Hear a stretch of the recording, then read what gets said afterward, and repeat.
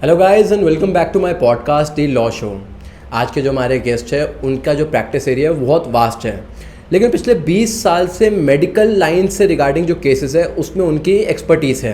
तो आज का जो हम पॉडकास्ट है हम उसी से रिगार्डिंग रखेंगे। Hello Varun sir, welcome to my show. It's good to have you here. मैंने स्टार्टिंग का करियर आपसे स्टार्ट किया है, तो मैं बहुत टाइम से आपको बुलाने की कोशिश कर रहा था एंड फाइनली आप आए हैं। Before we begin this podcast, आप अगर कुछ कहना चाहते हैं सर तो प्लीज़ गो अहेड। सीधा ठीक है सर, जैसे कि मैंने कहा कि मेडिकल लाइन से रिगार्डिंग ये पॉडकास्ट कर रहे हैं, मैं सबसे पहले आपसे पूछना चाहता हूँ कि मेडिकल नेग्लिजेंस क्या होती है एक लेमैन की टर्म्स में, अगर आप बताना चाहें तो। देखो, मेडिकल नेग्लिजेंस लेमैन की टर्म्स में अगर हम बात करें तो any negligence for which doctor is not trained to do anything, या जो एक एक्सपेक्टेशन होती है कि रीज़नेबल स्किल एंड केयर वो करेगा, वो फॉलो ना करे। Just for an example, a physician is not suppose to do surgery, even if he is doing surgery, that is negligent. So अगर वो रीज़नेबल डिग्री में रहते हुए रीज़नेबल स्किल्स को फॉलो करते हुए अपना एक्ट कर रहा है तो वो नेग्लिजेंस नहीं हो सकता। यू डोंट एक्सपेक्ट समबडी कि हर एक की ओपिनियन अलग अलग हो सकती है। There may be a two way of treatment. If I am adopting one, I can not be held negligent, but if I am not adopting both of the method and doing third thing, that can be a negligence. Okay, एक आम आदमी क्या कर सकता है अगर उसके साथ मेडिकल नेग्लिजेंस हो रही है?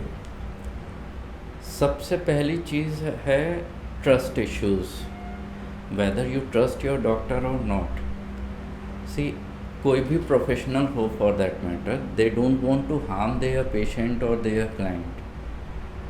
अगर नेग्लिजेंस हो रही है वो होता है बेस्ड ऑन डॉक्यूमेंट, क्योंकि हर ह्यूमन बॉडी अपने आप में एक कॉम्प्लेक्सिटी लिए होती है।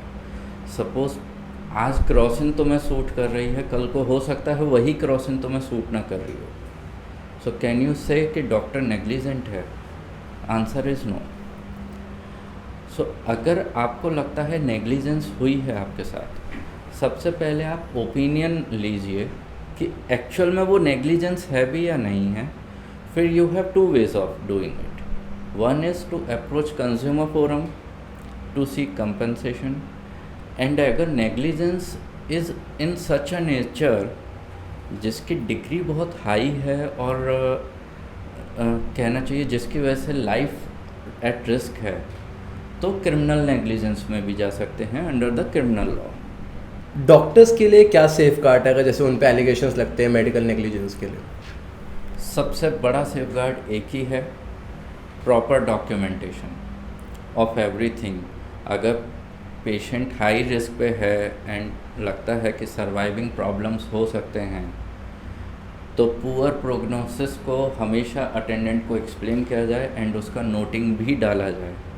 सो documentation is the only safeguard for the doctor to save them from any kind of litigation and use it as a defence. तो डॉक्टर्स ऐसा भी कर सकते हैं कि अपने आप को बचाने के लिए, हो सकता है कि वो चीज़ें उन्होंने ना करी हो लेकिन फिर भी अपने उसमें रिपोर्ट जो बनाते हैं उसमें लिख दें, ऐसा भी होता है? कर सकते हैं, लेकिन अगर कोई भी रिकॉर्ड में मैनिपुलेशन करोगे तो वो आउटराइटली पता लगता है। इंक डिफरेंट हो जाती है। आप जब रूटीन कोर्स में नोट्स बनाते हो उसमें बीच में कुछ इंटल्ज करोगे, कुछ भी एंटर करने की कोशिश करोगे तो वो उसमें रिफ्लेक्ट हो ही जाता है। ओके। सो जनरली कोई ऐसा करता नहीं, बट हो सकता है, कोई ऐसा नहीं है कि नहीं हो सकता। ओके। जो नया एक्ट आया है जो आईपीसी को रिप्लेस कर रहा है, उसमें भी सेम पनिशमेंट है? सेम पनिशमेंट है। सेम पनिशमेंट, कोई फ़र्क नहीं है? पहले भी 304A में उनको प्रोसिक्यूट करते थे जिसमें 2 years का इम्प्रिजनमेंट विद फाइन था। That has been written for the doctor in new act. Sir, बहुत टाइम हम देखते हैं कि जो लोग पेशेंट्स जब डिस्चार्ज हो रहे होते हैं हॉस्पिटल से, अगर वो बिल्स क्लियर नहीं करते हैं तो हॉस्पिटल वाले उनको जाने नहीं देते हैं। उस केस में पेशेंट्स क्या कर सकते हैं? क्या हॉस्पिटल ऐसे हमें डिटेन कर सकता है? इस पे लॉ बड़ा सेटल्ड है, हॉस्पिटल डिटेन नहीं कर सकता। और वैसे करते भी नहीं। आइडियली अगर कोई करता है, हॉस्पिटल के पास रिकोर्स है to file a recovery suit, approach the court, seek recovery of money. But अगर पेशेंट को डिटेन करता है, patient can call the police and it will be an offence of wrongful confinement. Okay. So even Delhi high court has held that कि for want of recovery of money, patient cannot be restrained from cannot be denied discharge or restrained from moving out. और अगर वो discharge भी कर देते हैं, ऐसा कर देते हैं कि कुछ दवाई वगैरह कुछ मिक्स कर दे ताकि पेशेंट की तबीयत ख़राब हो जाए, ताकि वो डिस्चार्ज ना हो? नहीं, वो नहीं कर सकते। नहीं करते? वो नहीं करते हैं। इतनी हेरा फेरी नहीं है? इतनी हेरा फेरी नहीं है, क्योंकि हर दवाई का रिएक्शंस पता नहीं होता है। अगर कुछ भी ऊंच नीच हुआ तो it can be again legal complication for the doctor. और दूसरी चीज़ सर, जैसे कि हम देखते हैं डिस्चार्ज के टाइम पे कई बार पेशेंट्स वगैरह की फैमिलीज़ की लड़ाई भी हो जाती है हॉस्पिटल से कि बिल ज़्यादा है, ये नहीं होना चाहिए। उस टाइम पे पेशेंट की जो फैमिली है वो लोग क्या कर सकते हैं उस चीज़ को लड़ने के लिए उसी टाइम पे? They can again approach consumer forum for deficiency of service or unfair trade practice. Even we have seen where patient has paid the amount and thereafter approach the consumer forum कि look here, there is discrepancy in the bill, they have inflated the bills. For that they can approach the court. But for that, assaulting doctor or creating nuisance in the hospital is not the solution. Okay. At times we see कि patients attendant का पूरा group लेके आ गए, वहाँ हल्ला मचाया, block कर दिया, हाथापाई कर दी। वो परमिसिबल नहीं है अंडर द लॉ। और डॉक्टर्स के साथ जब ऐसे हाथापाई होती है तब डॉक्टर्स क्या कर सकते हैं? नॉर्मल उनके लिए कोई अलग से लॉ है जिसमें उनको सेफ गार्ड करा गया? दिल्ली में है। दिल्ली में है Delhi medical service and staff violation prohibition from violation of act करके है 2008 का। Okay. जिसमें डॉक्टर्स, नर्स या कोई मेडिकल इक्विपमेंट को आप तोड़ फोड़ करते हैं, उस केस में आपको इम्प्रिजनमेंट है 2 years तक का plus fine and equipment cost can also be recovered from you. Okay. So Delhi में है। Otherwise the simple case under IPC gets registered for assault and sir जैसे कि कई बार सर्जरीज वगैरह होती है या ICU में पेशेंट होता है, उसके बाद पेशेंट की फैमिली में कुछ दुर्घटना हो जाती है तो पेशेंट की जो फैमिलीज़ है वो एलेज करती है कि इनके साथ गड़बड़ हुई है। तो जो ICU में किसी को रखा जाता है, क्या वो CCTV के अंडर रखा जाता है, या सर्जरी होती है उसको क्या CCTV से मॉनिटर किया जाता है, या कुछ ऐसा प्रोसीजर है मेडिकल लाइन में कि ऐसा करना ज़रूरी है ताकि ये सारी चीज़ों का बाद में आगे चल के इशू ना क्रिएट हो? नहीं, ICU में CCTV लगते हैं which is more focused on nursing station. जो पेशेंट ब्रॉल्स होते हैं उनको मॉनिटर करने के लिए कि अदरवाइज जो पेशेंट बेड को फोकस करते हुए कभी CCTV नहीं होता है। ओके। क्योंकि that will be violative of their right to privacy. Okay. Similarly in OT there is no CCTV। Okay. कई हॉस्पिटल्स लगाते हैं just for education purpose, surgery record करके अपने स्टूडेंट्स को ट्रेन करने के लिए to use that video. Otherwise it can't be recorded. Okay.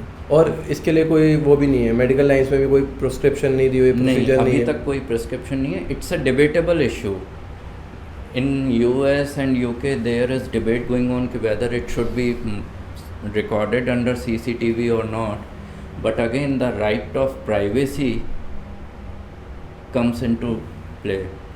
ठीक है। प्राइवेट हॉस्पिटल्स में AWS के लिए भी रिजर्वेशन होती है कि आपको 25% एज पर माई नॉलेज कि आपको 25% इन लोगों को एडमिशन देना है, क्योंकि उनको सस्ते में लैंड मिलता है। पर होता नहीं है ज़्यादातर ये, क्योंकि वो पहले कह देते हैं कि बेड्स फुल है एंड ऑल दैट।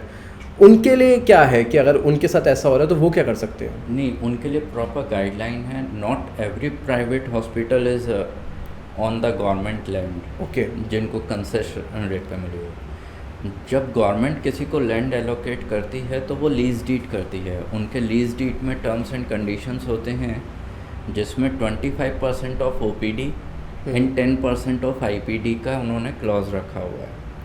कि EWS को देना है। EWS की अलग से डेस्क होती है, नोडल ऑफिसर होता है, एंड डेली अपडेट होता है कि कितने बेड फ्री हैं फॉर EWS, कितनी OPD फ्री है for EWS। If someone is turn down by the hospital, he can approach the nodal officer first there for redressal. उसके बाद he can again file a complaint with the concerned authority. Okay. But जैसे for example Max है, Max provides for EWS. So there might be other hospital जिनका अपना land है, they have not received any concessed land from the government, so this is not applicable on them. Okay. तो ये कहीं पे website वगैरह में कहीं पे हाँ। अवेलेबल होता है कि हम लोग Yes. EWS का है? Yes. Okay. Concerned hospital will also reflect that, and even the government website also reflect that कि उन्होंने जो आइडेंटिफाइड किए हुए हैं प्राइवेट हॉस्पिटल, उनका लिस्ट पूरा उनके वेबसाइट पे होता है। ओके। जैसे कि सर इंश्योरेंस कंपनीज वगैरह से हम लोग जैसे मेडिकल इंश्योरेंस लेते हैं, बहुत बार ऐसा होता है कि हम लोग जाते हैं कि वो लोग कहते हैं कि हमारा हॉस्पिटल जा रहे हैं नॉन नेटवर्क हॉस्पिटल है। सबसे पहले तो आप ये बता दीजिए कि नॉन नेटवर्क हॉस्पिटल क्या होता है, एंड जब जाते हैं वो कहते हैं कि यहाँ पे कैशलेस फैसिलिटी आपको नहीं मिलेगी, और उसके बाद हमें क्लेम फाइल करना होता है। तो पहले आप एक बार नॉन नेटवर्क हॉस्पिटल क्या होता है और कैशलेस फैसिलिटी क्या होती है, फिर मैं अपने क्वेश्चन पे आऊँगा। देखो, इंश्योरेंस कंपनी कुछ हॉस्पिटल्स को आइडेंटिफाई करके उनके साथ MOU साइन करती है कि हमारे पेशेंट्स आएंगे, दीज आर द फॉर्म्स जो आप हमको भेजेंगे, और हम आपको ऑनलाइन कैशलेस का अप्रूवल दे देंगे, सो आप हमारे पेशेंट से चार्ज नहीं करेंगे। उस केस में वो अपने रेट्स भी नेगोशिएट करते हैं कि पर्टिकुलर ट्रीटमेंट के हम आपको क्या प्राइस देंगे, हमें क्या डिस्काउंट चाहिए। तो वो सब नेटवर्क हॉस्पिटल होते हैं। जिनके साथ उनका MOU नहीं है वो नॉन नेटवर्क हॉस्पिटल हैं। उन नॉन नेटवर्क हॉस्पिटल में क्योंकि इंश्योरेंस कंपनी की तरफ से प्रायर कोई अप्रूवल नहीं आ रहा कि they will make good of the claim, तो वहाँ पे आपको पेमेंट करना है। आप रिम्बर्समेंट का फॉर्म इंश्योरेंस कंपनी को सबमिट करोगे with all the treatment documents, and वो आपको रिम्बर्स करेंगे पैसे, but you have to make the payment to the hospital upfront. In the cashless facility you don't need to make upfront payment, but अगर उसमें भी अगर insurance company ने किसी चीज़ के लिए डिनाई कर दिया तो वो डिफरेंशियल अमाउंट आपसे रिकवर कर सकता है हॉस्पिटल। ओके, ठीक है। तो जैसे कि इंश्योरेंस कंपनी में हम लोग बाद में क्लेम फाइल करते हैं, अगर नॉन नेटवर्क हॉस्पिटल में होता है, इंश्योरेंस कंपनी डिनाई कर दी तो हमारे पास स्टेप बाय स्टेप क्या रेमेडीज़ अवेलेबल है? फर्स्ट ऑफ ऑल एक बहुत बड़ा इशू है कि जब हम इंश्योरेंस पॉलिसी लेते हैं और जो इंश्योरेंस एजेंट हमको बताता है हम उसको डॉक्यूमेंटेड नहीं करते, उसको डॉक्यूमेंट पे नहीं लेते हैं कि वो जो बोल रहा है पॉलिसी में वो सारी चीज़ें मेंशन्ड हैं या नहीं है। एक बहुत बड़ा इशू है कि बाद में हम कहते हैं जी वो फॉर्म भरा के वो हमसे फॉर्म साइन करा के ले गया और उसने अपने आप भर दिए। जब वो ये चीज़ें आती हैं तो इंश्योरेंस कंपनी कहती है आपने कंप्लीट डिस्क्लोजर नहीं दिया with regard to pre existing diseases, with regard to your pre medical conditions, और वो जो टर्म्स एंड कंडीशंस होती हैं इंश्योरेंस पॉलिसी की वो आपको पता ही नहीं होती। जस्ट फॉर एन एग्ज़ाम्पल, कई सारी पॉलिसी होती हैं जिनमें कैपिंग होती है कि आपका रूम एंटाइटलमेंट कितना है, आपको ICU के चार्जेस कितने मिलेंगे, एम्बुलेंस चार्जेस कितने मिलेंगे। For example, if you have a sum assured of 2 lakh rupees, there might be a capping of कि आपको जो ICU चार्ज मिलेगा वो 20,000 रुपीज़ का ही मिलेगा, या रूम का जो टैरिफ है वो 2,000 रुपीज़ का ही है। अब आप ऑप्ट करते हो 5,000 रुपीज़ का, so there will be a difference of 3,000 and there might be a difference of ICU charges. तो इंश्योरेंस कंपनी ने आपका क्लेम था 2 लाख का, अप्रूव किया 1 लाख का बेस्ड ऑन देयर रेट्स, और हॉस्पिटल जब आपसे रिमेनिंग 1 लाख मांगता है तो आप कहते हो कि इंश्योरेंस कंपनी को पे करना चाहिए था। सो ये कैपिंग, टर्म्स एंड कंडीशन, बहुत सारी पॉलिसी हैं जो न्यूट्रिशन रिलेटेड ट्रीटमेंट को प्रोवाइड नहीं करती हैं या डायग्नोस्टिक ट्रीटमेंट को प्रोवाइड नहीं करती हैं। ये सारी चीज़ें कंज्यूमर को या पेशेंट को at the stage of taking health policy ध्यान में रखनी चाहिए कि वो पॉलिसी में कवरेज क्या है, क्योंकि उसमें हॉस्पिटल का रोल नहीं होता है। Policy is a contract between you and the insurance company. Hospital उस स्टेज पे इन्वॉल्व ही नहीं है। सो वो as a patient, as a consumer आपको पहले ध्यान रखना चाहिए कि आपने कवरेज किस चीज़ का लिया है।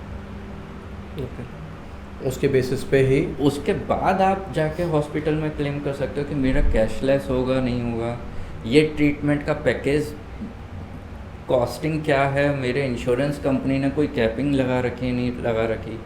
तो वो सारी चीज़ें फिर आप हॉस्पिटल में इंश्योरेंस डेस्क पे जाके आप डिस्कस कर सकते हो। देयर आर पर्सन्स जो TPA डिपार्टमेंट और इंश्योरेंस डेस्क हर हॉस्पिटल में बना होता है, which is there to counsel you, to give you a brief about your treatment as well as the insurance policy, कि आपको पहले अपफ्रंट पे करना है नहीं करना है, कितना करना है, क्या आपका एंटाइटलमेंट है, वो सब उसमें बताते हैं। ओके।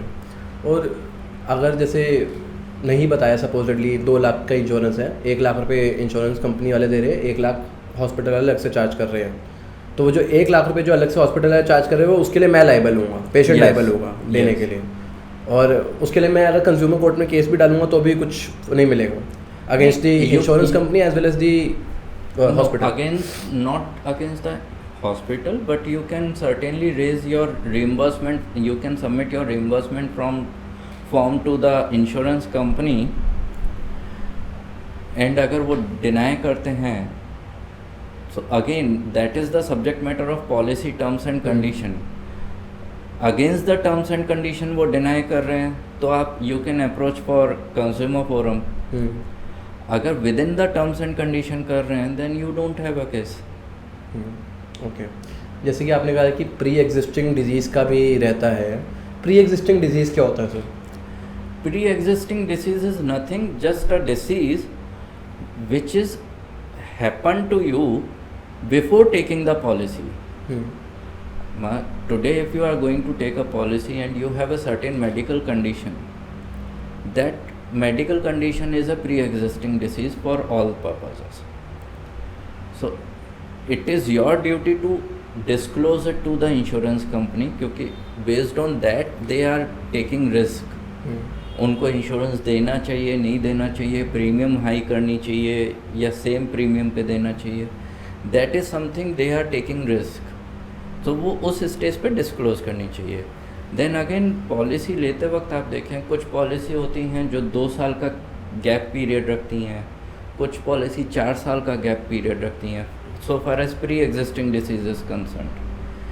हाँ, there might be a situation कि आज आप हेल्दी बैठे हो, आपने आज पॉलिसी ले ली, आज से 1 महीने बाद आपको कोई बीमारी हो जाती है, सपोज़ कीजिए ट्यूमर डायग्नोज होता है. अब ट्यूमर 1 दिन में नहीं बनता है. Whether you are aware and about your disease at the time of taking policy, or whether you are under diagnosis or treatment at the time of taking policy is also determining factor for pre-existing disease. Certainly for that tumor which comes to know after taking policy, वो pre-existing में fall नहीं करेगा. Okay. So pre-existing is उसके लिए law settle है कि वो pre-existing में नहीं करेगा, चाहे पॉलिसी लेने के 1 महीने बाद हो, जैसा कि आपने कहा कि 1 महीने में तो ट्यूमर एक्सेप्शन में फॉल हो जाता है, क्योंकि जो चीज़ मुझे पता ही नहीं है वो मैं आपको डिस्क्लोज कहाँ से करूँगा. ठीक है, ओके, तो वो उसके अंदर फॉल नहीं करता है. लेकिन इसका सर मिसयूज़ भी बहुत होता है मेरे ख्याल से, इंश्योरेंस पॉलिसीज़ वगैरह जो प्री एग्जिस्टिंग करती है. जैसे मैं आपको एग्जांपल देता हूँ कि कोई जना चक्कर खा के गिरा है, तो उसका उन्होंने क्लेम इसलिए डिनाई कर दिया कि पॉलिसी लेने से पहले उनको नीज की प्रॉब्लम थी जिसके बारे में उन्होंने डिस्क्लोज नहीं करा, और वो प्री एग्जिस्टिंग डिजीज़ मानती है. उसके बेसिस पे उन्होंने चक्कर खा के कोई गिरा है तो उन्होंने उसका चक्कर खाने का जो क्लेम है वो भी रिजेक्ट कर दिया. हाँ, होता है. तो मिसयूज़ है इसका, ये मिसयूज़ है, and for that you can certainly take legal against action against them, क्योंकि कोई कोरिलेशन तो है ही नहीं मेरा चक्कर खाना और घुटने. वो होता है. अच्छा, वो इसका कोई ऐसा जो कोई लॉ अभी तक ऐसा नहीं आया है कि इस चीज़ को कोई मतलब ठीक say that is deficiency of service, deficiency of service only, कि इसके लिए हम कंज्यूमर कोर्ट में जा सकते हैं। यस। ओके। एंड सर जैसे कि इंश्योरेंस पॉलिसीज़ जब हम लोग कराते हैं, इंश्योरेंस पॉलिसीज़ वगैरह भी जैसे कि 5 लाख का है, 5 लाख के ऊपर टॉपअप भी करते हैं, कहते हैं कि हम आपको 10 लाख का हो गया, लेकिन जब हमारा इलाज का 10 लाख का बिल आता है तो उसमें भी प्रॉब्लम्स आती है कि नहीं वो तो टॉपअप था। वो क्या होता है उसमें भी मैंने देखा बहुत ज़्यादा केसेस फाइल होते हैं। Again these are all matters of contract, okay. जिसके टर्म्स एंड कंडीशंस आपको पहले समझने होते हैं। टॉपअप में वो क्या करते हैं, जैसे 5 लाख का आपका इंश्योरेंस आज था, आज आपको हार्ट एलिमेंट हुआ, आपने 5 लाख के इंश्योरेंस में कुछ क्लेम रेज कर दिया एंड रिम्बर्स करा लिया। अब जब टॉपअप आता है तो वो top up is excluding of heart element, okay. क्योंकि वो pre exist for the purpose of top up वो प्री एग्जिस्टिंग डिसीज़ में आ गया। सो वहाँ पे एक गैप पीरियड क्रिएट हो जाएगा। ओके। अगर आपका कोई भी क्लेम नहीं है और टॉपअप आप लेते हो तो वो पूरा बिल देंगे। सर जैसे कि बहुत बारी ऐसा होता है कि पेशेंट्स की जो फैमिली है वो एलेज करती है कि जो पेशेंट की जो डेथ है वो आप लोगों की वजह से हुई है, हॉस्पिटल की वजह से हुई है, उनकी नेग्लिजेंस की वजह से हुई है, वो बॉडी भी नहीं लेते और पे भी नहीं करते। उस केस में हॉस्पिटल वाले क्या कर सकते हैं? उस केस में हॉस्पिटल वाले पुलिस को रिक्वेस्ट भेज सकते हैं and they can request the police to conduct a postmortem. Okay. So police inquest create करा के वो पोस्टमार्टम कंडक्ट करा सकते हैं कि अगर कोई नेग्लिजेंस की वजह से डेथ हुई है तो that will be revealed in the postmortem. So far as पैसे नहीं दिए हैं, बिल पे नहीं किया है इस concern, for that hospital can approach the court for recovery of money. Okay. लेकिन वो फिर बॉडी घर पे भिजवा सकते हैं ऐसे पोस्टमार्टम कराने के बाद? नहीं, पोस्टमार्टम कराने के बाद तो पुलिस के पोजेशन में चलेगी बॉडी। अच्छा, फिर पुलिस अपने आप करेगी? फिर पुलिस अपने एंड पे देखिए कैसे एंड पे देखेगी एज पर लॉ। अच्छा। और अगर क्या बोलते हैं पेशेंट जो है जैसे कि हॉस्पिटल्स वाले बॉडी वो लोग रिलीज़ ना करें कि आप बिल पहले क्लियर करो, उसमें भी हम पुलिस को फ़ोन करेंगे? यस। अच्छा सर, एक लास्ट क्वेश्चन आपसे कि जैसे कि नए लॉ के हिसाब से रोड का भी आया है कि रोड रैश मतलब हिट एंड रन के जो केसेस हैं उसका मेडिकल लाइन में कोई फ़र्क पड़ेगा इन टर्म्स ऑफ कि जो लॉ आया है कि पहले अगर आप मार के चले जाते हो बता देते हो तो 10 साल की सज़ा है, लेकिन अगर वहीं पे रहते हो कराते हो शायद 5 साल की सज़ा, ऐसी कुछ है जो मैं गलत अगर बता रहा हूँ तो आप ठीक कर देना। उसका मेडिकल लाइन में कोई फ़र्क पड़ेगा उस लॉ से? नहीं, उससे कोई फ़र्क नहीं पड़ेगा। सी, कोई भी रोड ट्रैफिक एक्सीडेंट हुआ तो जो भी नियर बाय हॉस्पिटल है आप इंजर्ड को वहाँ लेके जाते हो, they are duty bound to provide first aid and whatever medical procedure they can adopt with the consent of the party, but first they have to issue MLC. Okay. MLC जब issue करते हैं तो वो local police को inform करता है। MLC क्या होता है? MLC is medico legal case. वो जब भी पेशेंट की फाइल खोली जाती है उस पर ऊपर एक MLC का टैग लगता है एंड एक प्रॉपर फॉर्म होता है जिस पे पूरी इंजरीज़ रिकॉर्ड की जाती हैं कि पेशेंट किस कंडीशन में आया, किस इंजरी के साथ आया, एंड उस पे साइड में एक पुलिस का नंबर भी लिखा जाता है जिसको इन्फॉर्म किया गया कि ये पेशेंट हमारे पास, वो चाहे रोड एक्सीडेंट हो, बर्न हो, पॉइजन हो, बाय वे ऑफ फाइट कोई इंजरी हुई हो, वो कोई भी इंजर्ड पेशेंट आएगा, सबके केस में MLC कंपलसरी है। Hospital is duty bound to issue MLC, चाहे प्राइवेट हो चाहे सरकारी, चाहे प्राइवेट हो चाहे सरकारी हो। उसके बाद वो फर्स्ट एड प्रोवाइड करते हैं। फर्स्ट एड के बाद पेशेंट के पास ऑप्शन है, they can continue treatment with this same hospital और they can go to the hospital of their own choice. तो या अगर बहुत सीरियस है एंड हॉस्पिटल को लगता है कि इसे किसी लार्जर सेंटर में रेफर करना चाहिए तो वो रेफरल भेजते हैं। Okay, but police is informed then and there. Okay, thank you so much sir for being part of this podcast. Medical negligence और मेडिकल लाइन से रिगार्डिंग बहुत सारे लोगों के मन में इश्यूज होते हैं एंड आई होप ये पॉडकास्ट देख के उनके मन के जो डाउट्स हैं वो भी दूर होंगे।